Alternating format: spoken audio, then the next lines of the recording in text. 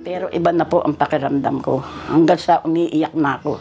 Dahil po talagang hindi ko na matiis ang sakit. Ang sabi ko po sa mga anak ko, dali na ako sa doktor. Ang naubos ko sa ospital, 66,000 pero walang kagalingan. Nung magtimpla siya, pinainom niya sa akin. Nakalakad po ako. Kaya po itong kamay ko na ito, nagalaw ko na dati patay. Hindi gumagalaw. Pero ngayon, eto po, katunayan pakikita ko sa inyo.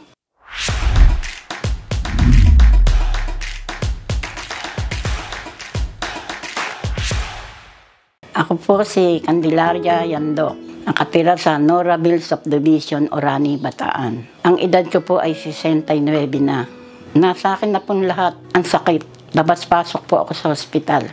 Ang pinakahuling sakit ko po na naramnasan, ang stroke.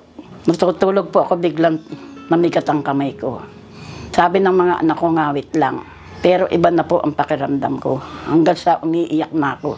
Ang sabi ko po sa mga anak ko, dali na ako sa doktor. Dahil po talagang hindi ko na matiis ang sakit. Ngayon po, dinala ako ng mga anak ko sa Dinalupihan, Bataan. Isinuri ako ng doktor at ang sabi nila, stroke ako. Kinumpay nila ako doon ng 3 araw. Pakiramdam ko po, hindi ako gumagaling. Hindi ko alam kung bakit. Ginawa ko po, sinabi ko sa anak ko na, iuwi nyo na ako, doon na lang ako sa bahay gamutin. Pumirma na lang po kami sa hospital. Umiiyak na ako, niisip ko, mawawala na ako sa mundo. Pero pilit pa rin nila ako pinagsasabihan hanggang sa dinala na nga nila ako sa hospital. Namamaalam na ako sa mga anak ko. Hanggang sa kinagagalitan nila ako para lumakas ang loob ko. Ando, nang na-hospital nga ako, ay yung ganun pa rin. Alang pagbabago. Kahit anong inumin kong gamot, hindi tumatalab. Ang naubos ko sa hospital, 66,000 pero walang kagalingan. Hanggang sa nagpauwi na ako, bahala na ako ang Diyos sa akin. Mabigat. Masakit. Gusto kong gumalaw, hindi ako makagalaw.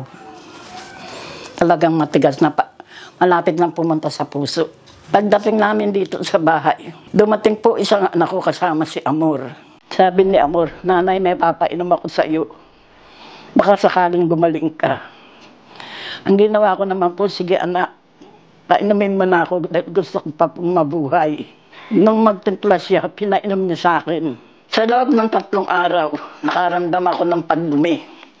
Dinumi ko maiitim. Hindi ko alam kung saan galing yun. Pero pagkarari naman po, gumanga ang pakiramdam ko.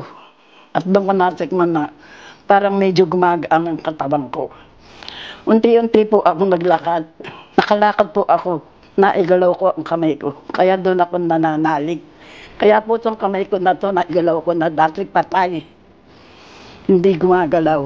Pero ngayon, eto po, katunayan pakikita ko sa inyo. Salveyo ang nagbigay sa akin ng lakas at panibagong buhay.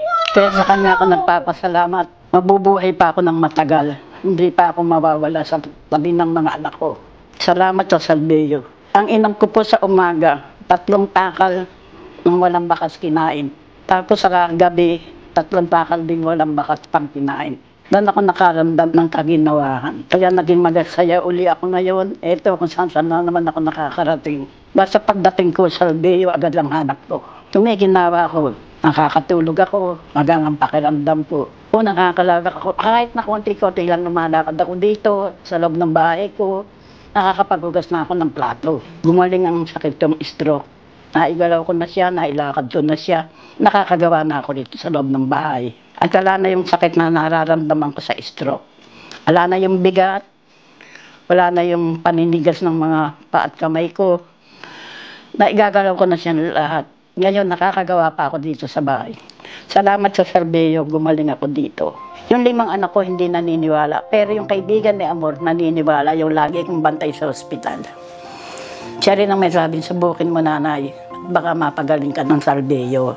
Magdadalawang buwan na akong umiinom nito. Kaya nakakita ko ng kaginawahan.